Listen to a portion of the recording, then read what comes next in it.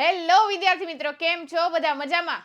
દ્વિતીય પરીક્ષા ખૂબ નજીક આવી રહી છે, ડોક્યા કરી રહી છે અને સાથે સાથે તમારા મગજમાં વિચાર આવતો હશે કે મેડમ કયા ચેપ્ટરમાંથી કેટલું પૂછાશે, કેવું પૂછાશે, સાથે સાથે ચેપ્ટર વાઇઝ માર્ક્સ કેટલા હશે, એનું માળખું કેવું છે, બ્લુપ્રિન્ટ કેવી છે અને સેમ્પલ પેપર તો ખાસ મેડમ જોશે એટલે જોશે જ.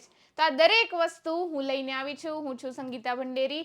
અમારી યુટ્યુબ ચેનલ સ્ટડી માસ્ટરમાં આપ સૌનું ખૂબ ખૂબ સ્વાગત કરું છું. તો ધોરણ 11 બાયોલોજી એની દ્વિતીય પરીક્ષાની બ્લુપ્રિન્ટની વાત આજના લેક્ચરની અંદર આપણે વાત કરવાના છીએ. તો ફટાફટ તમારા ફ્રેન્ડને પણ આ વિડીયો શેર કરી દેજો અને સાથે સાથે લાઈક કરવાનું બિલકુલ ભૂલતા નહીં. અને બીજી વસ્તુ, ટૂંક સમયમાં આઈએમપી પણ આવવાના છે. તો આ દરેક વસ્તુ ફટાફટ મેળવવા માટે પહેલાં તો સબસ્ક્રાઇબ કરવી પડશે ચેનલ અને સાથે સાથે બેલ આઇકન પ્રેસ કરવું પડશે, જેથી કરીને જ્યારે આપણા યુટ્યુબની અંદર લેક્ચર અપલોડ થાય ને, વિડીયો અપલોડ થાય ને, તરત જ તમને ખબર પડી જાય ગામની પહેલાં. બરાબર? એટલે તરત જ તમે આઈએમપી જોઈ લ્યો. બરાબર? તો ફટાફટ સબસ્ક્રાઇબ કરી દો અને સાથે સાથે લાઈક કરી દો. હવે વાત કરીએ કે આ લેક્ચરની અંદર આપણે કઈ કઈ વસ્તુ જોવાના છીએ. બરાબર છે? ચલો, પ્રશ્નના પ્રકાર, કેવા કેવા પ્રકારના ક્વેશ્ચનો પૂછાય છે, માળખું કેવું છે, કયા ચેપ્ટર પૂછાશે, કયા ચેપ્ટરમાંથી કેટલું પૂછાશે અને નમૂનારૂપ પ્રશ્નપત્ર કેવું હોય છે. તો આ દરેક સવાલ અત્યારે તમારા મગજની અંદર દોડધામ કરી રહ્યા છે. બરાબર છે? તો દરેક સવાલનું સોલ્યુશન કરવાના છીએ આપણે. સૌપ્રથમ પ્રશ્નના પ્રકાર કેવા હશે, તો જે વસ્તુ આપણે ફર્સ્ટ એક્ઝામમાં ભણ્યા, ફર્સ્ટ એક્ઝામમાં વાત કરી, ફર્સ્ટ એક્ઝામમાં જે વસ્તુ તમે ફેસ કરી છે, સેમ ટુ સેમ અહીંયા પણ સેમ વસ્તુ રહેવાની છે. બરાબર છે? હેતુલક્ષી પ્રશ્નો કેટલા છે, તો કે ટોટલ 15 છે. એક એક માર્ક્સના સવાલો રહેશે. બરાબર છે? ટૂંક જવાબી પ્રશ્ન, શોર્ટ આન્સર, કે જે 6 પૂછાવાના છે. ટોટલ હશે કેટલા, તો કે 9. લખવાના કેટલા થશે, તો કે 6. માર્ક્સ કેટલા થશે, તો કે 12. એટલે કે 2 માર્ક્સના સવાલ. બરાબર? અહીંયા આપણે સાઈડમાં લખી દઈએ 2 માર્ક્સ, 3 માર્ક્સ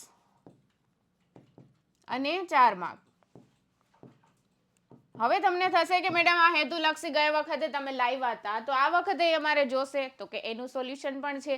આ વખતે પણ આપણે હેતુલક્ષીની સિરીઝ, હેતુલક્ષીનો ખજાનો લઈને આવવાના છીએ. બરાબર છે? વાત કરીએ ટૂંક જવાબી પ્રશ્ન, એની અંદર 3 માર્ક્સના સવાલ કેટલા હશે, તો કે ટોટલ હશે 8.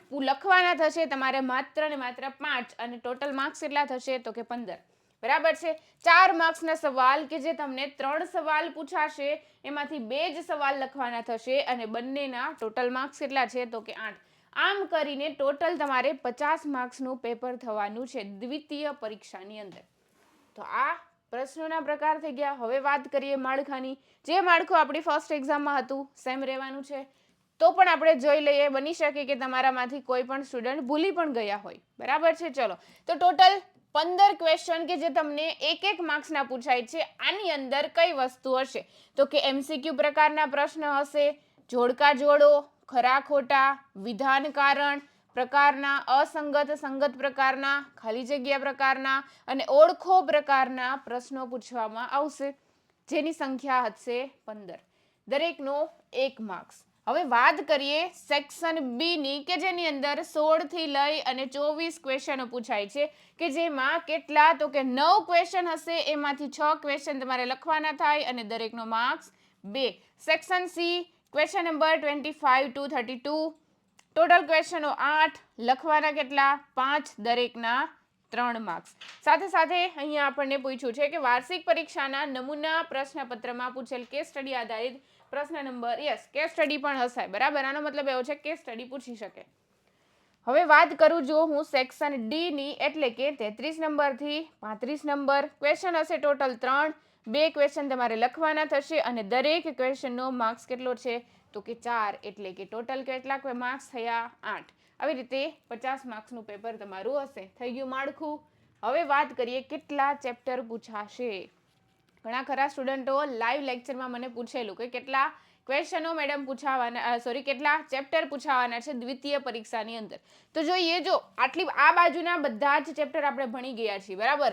સજીવ વિશ્વ, જૈવિક વર્ગીકરણ, વનસ્પતિ સૃષ્ટિ, પ્રાણી સૃષ્ટિ, સપુષ્પી વનસ્પતિની બાહ્યાકાર વિદ્યા, અંતઃસ્થ વિદ્યા, પ્રાણીઓનું રચનાકીય આયોજન, જેમાં આપણે દેડકો ભણ્યા, કોષ, સજીવનો એકમ, જૈવિક અણુઓ, કોષ ચક્ર, કોષ વિભાજન, ઉચ્ચ કક્ષાની વનસ્પતિમાં પ્રકાશ સંશ્લેષણ, વનસ્પતિમાં શ્વસન, વનસ્પતિ વૃદ્ધિ અને વિકાસ, શ્વાસોશ્વાસ અને વાયુઓનું વિનિમય, અને છેલ્લે 15મું ચેપ્ટર દેહ જળ અને પરિવહન. આ દરેક ચેપ્ટર જ્યારે તમારી દ્વિતીય પરીક્ષા આવશે ને, સેકન્ડ એક્ઝામ, ત્યાં સુધીમાં આપણે કમ્પ્લીટ કરી દઈશું. બરાબર છે? કમ્પ્લીટ થઈ જશે, સાથે સાથે વન શોટ લેક્ચર પણ સ્ટાર્ટ થઈ જશે. ઓકે, ચલો આગળ વાત કરીએ. હવે કયા ચેપ્ટરમાંથી કેટલું પૂછાશે? ક્વેશ્ચન બહુ મોટો છે કે મેડમ અમે કયા ચેપ્ટરમાંથી 3 માર્ક્સના પૂછાશે, કયા ચેપ્ટરમાંથી 2 માર્ક્સના પૂછાશે, અમને કેમ ખબર પડે? બરાબર, તો એ જ તો હું સમજાવવા માંગુ છું. જો ચેપ્ટર નંબર 1 કે જેમાંથી માત્ર ને માત્ર 1 જ માર્ક્સનું પૂછાશે, તો તમને ખબર પડી જવી જોઈએ કે 1 માર્ક્સનું જો ચેપ્ટર નંબર 1 માંથી પૂછાવાનું હોય તો એ માત્ર ને માત્ર MCQ પૂછી શકે, અથવા તો માત્ર ને માત્ર હેતુલક્ષીનો કોઈ એક ક્વેશ્ચન પૂછી શકે. બરાબર છે? તો 1 માર્ક્સનો સવાલ હશે. ચેપ્ટર નંબર 2 કે જેમાં 2 માર્ક્સનો એક સવાલ, ચેપ્ટર નંબર 3 કે જેમાં 2 માર્ક્સના હેતુલક્ષી અને 3 માર્ક્સનો એક સવાલ, ચેપ્ટર નંબર 5 કે જેમાં 1 માર્ક્સનો એક સવાલ હશે, ચેપ્ટર નંબર 6 1 માર્ક્સનો એક સવાલ, ચેપ્ટર નંબર 7 કે જેમાં 1 માર્ક્સના 2 સવાલ, ચેપ્ટર નંબર 8 2 માર્ક્સનો એક સવાલ, ચેપ્ટર નંબર 9 1 માર્ક્સનો એક સવાલ, ચેપ્ટર નંબર 10 1 માર્ક્સનો એક સવાલ, 2 માર્ક્સનો એક સવાલ, 3 માર્ક્સનો એક સવાલ, ચેપ્ટર નંબર 11 1 માર્ક્સનો 1, 2 માર્ક્સના 1, 3 માર્ક્સનો 1, ક્વેશ્ચન નંબર 12 2 માર્ક્સનો 1, 4 માર્ક્સનો 1. જો તમે જોઈ શકો છો 4 માર્ક્સનો સવાલ ચેપ્ટર નંબર 12 માંથી પૂછાશે. ચેપ્ટર નંબર 3 1 માર્ક્સના 2 અને 3 માર્ક્સનો એક સવાલ, ચેપ્ટર નંબર 14 2 માર્ક્સનો 1, 3 માર્ક્સનો 1, અને ચેપ્ટર નંબર 15 એમાં 2 માર્ક્સનો એક સવાલ અને 4 માર્ક્સનો એક સવાલ. તો તમારે સ્ક્રીનશોટ પાડવો હોય તો ફટાફટ લઈ શકો છો. ચલો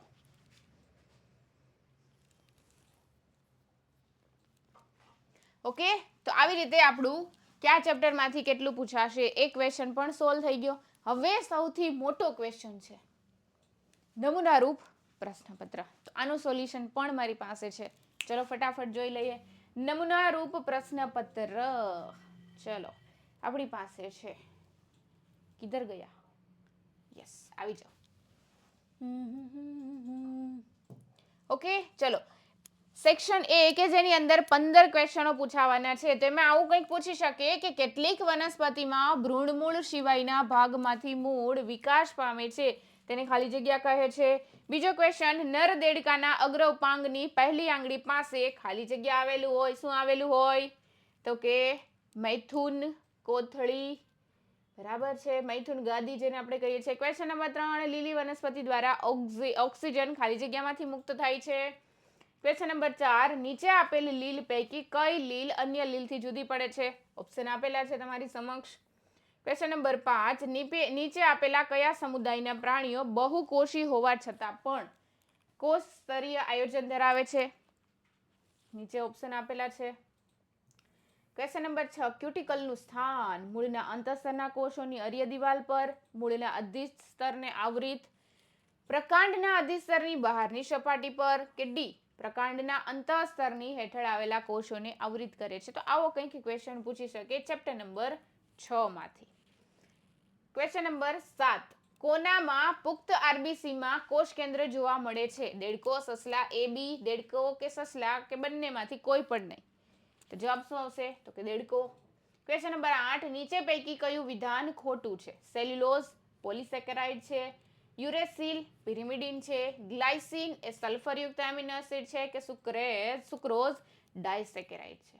ક્વેશ્ચન નંબર 9, કોષ ચક્રના વિવિધ તબક્કામાંથી સાચી ગોઠવણી દર્શાવતો વિકલ્પ G1S G2 એમ તબક્કો, એ ઓપ્શન. ક્વેશ્ચન નંબર 10, ઇથિલિનનો ઉપયોગ શેના માટે થાય છે? ટામેટાની પરિપક્વતાને મંદ કરે, જો મંદ ન કરે. ફળમાં જલ્દી પરિપક્વતા પ્રેરે, સફરજનની પરિપક્વતાને ધીમી પાડે. જવાબ શું આવે? બી. નીચે પૈકી કયું અસંગત છે? આલ્બ્યુમિન, હિમોગ્લોબ્યુલિન, ફાઇબ્રિનોજન કે ગ્લોબ્યુલિન? ઓકે. ક્વેશ્ચન નંબર 12, જોડકાવાળો સવાલ છે. ક્લેમિડોમોનાસ, સાયકસ, સેલાજિનેલા અને સ્ફેગ્નમ અલગ અલગ વનસ્પતિના નામ આપેલા છે. ઓકે, હવે વાત કરીએ ક્વેશ્ચન નંબર 13, દ્વિનામી નામકરણ પદ્ધતિ બેન્થામ અને હુકર દ્વારા આપવામાં આવી હતી. કારણ આપો. બરાબર, યકૃત કૃમિ જ્યોતકોષ દ્વારા સજીવનો પ્રકાશિતતાનો વિશિષ્ટ ગુણધર્મ દર્શાવે છે. આનું પણ તમારે સમજાવવાનું છે. વર્ધનશીલ પ્રદેશના કોષો જીવરસથી ભરપૂર છે. સાચું છે કે ખોટું? આવું બધું પૂછવાનું છે, જણાવવાનું છે. સેક્શન બી 16મો સવાલ, તફાવત આપો ડાયનોફ્લેજેલેટ્સ અને યુગ્લિનોઇડ્સ. બરાબર, આ બધા ચેપ્ટરની વાત આપણે ડાઉટ સેશનની અંદર કરી ગયા છીએ અને ડિટેલમાં પણ ભણ્યા છીએ, વન શોટમાં ભણ્યા છીએ. તો કાંઈ પણ ડાઉટફુલ લાગતું હોય તો એક વખત ફરી પાછું જોઈ લેજો દરેક લેક્ચર. ઓકે, તફાવત આદિકોષ કેન્દ્રીય કોષ, સુકોષ કેન્દ્રીય કોષ, ટૂંકનોંધ લખો ભાજનોત્તર અવસ્થા, ટૂંકનોંધ લખો રંજક દ્રવ્ય, ગ્લાયકોલિસિસ પ્રક્રિયાને અંતે પ્રાપ્ત થતા પાયરુવિક એસિડનું ભવિષ્ય શું છે. આ વસ્તુ બહુ સારી રીતે ભણ્યા છીએ. બરાબર. ક્વેશ્ચન નંબર 21, વિવિધ અપૃષ્ઠવંશી પ્રાણીમાં શ્વાસોશ્વાસની પ્રક્રિયા માટેના મુખ્ય શ્વસનાંગો જણાવો. અને 22મો ક્વેશ્ચન, ટૂંકનોંધ લખો શ્વેતકણ. સેક્શન સી, સૌ પ્રથમ વખત ત્રિગર્ભસ્તરીય આયોજન દર્શાવતા પ્રાણી સમુદાયના લક્ષણો. ઓકે, 24, પ્રાણીની દેહ વૃદ્ધિ દરમિયાન થતા કોષ વિભાજનની દ્વિતીય અવસ્થામાં જોવા મળતી રંગસૂત્રીય વર્તણૂક સમજાવો. 25, ચક્રીય ફોટોફોસ્ફોરાયલેશન. 26, વૃદ્ધિના તબક્કાઓ સમજાવો. 27, સામાન્ય પરિસ્થિતિમાં શ્વાસની પ્રક્રિયા સમજાવો. સેક્શન ડી કે જેની અંદર તમને 2 સવાલો પૂછાશે. રુધિરનું ગંઠાઈ જવું એટલે શું? થ્રોમ્બોસાઇટ્સ રુધિરની જમાવટ માટે આવશ્યક છે, ચર્ચા કરો.